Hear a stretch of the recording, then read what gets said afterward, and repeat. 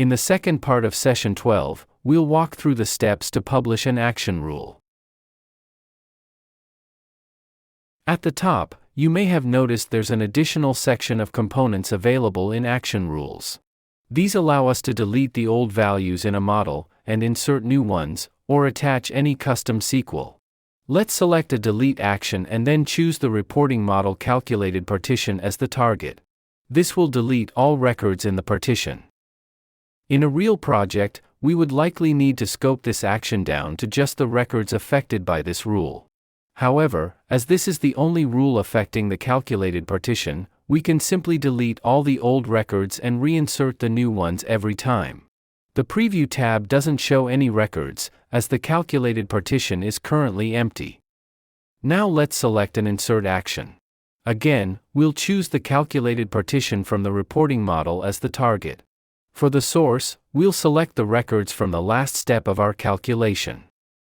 Recall that in View Rules, the results of the calculation are automatically updated as the data changes in real time. But with action rules, we need to manually decide when to execute the rule.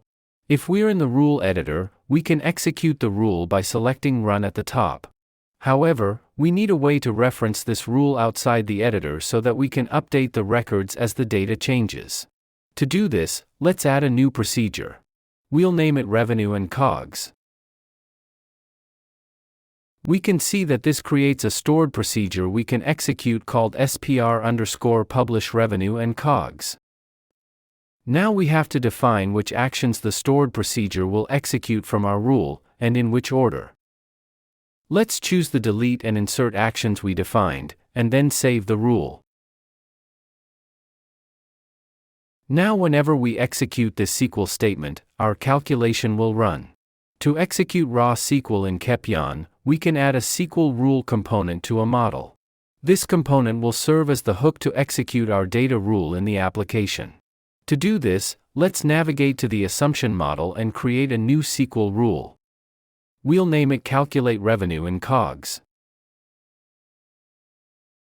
Here we can enter SQL statements to be executed.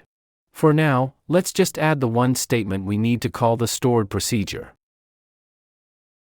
Now we need to decide when to execute the script. We could tie it to a button in our dashboard and execute it manually, but this just adds another step to the workflow. As we want to run the rule every time the data changes, let's instead tie it directly to the post action. That way, whenever users post new data, the calculated results get immediately refreshed. To configure this, let's move to the Administrator module. Then select the Dashboard app and navigate to the Rule tab. Here we can associate a script with a page in our dashboard. Let's select Base Assumptions, and here's the script we just added to the model. Let's check it and click Add. Run on Update is automatically enabled and will execute the script whenever users select the Update option for this dashboard page, which is exactly the behavior we want. Run on Demand lets users manually execute the script from the right-click menu whenever needed. Let's keep this unchecked to prevent users from running the script manually, and then save. In our dashboard page, if we click the Update button, our SQL script should automatically execute in the background. We can confirm this by navigating to the P&L report. It looks like our gross sales before returns and cost of goods sold have both been calculated correctly. In the last part of Session 12, we'll layer in parameters, which greatly improve the performance of action rules.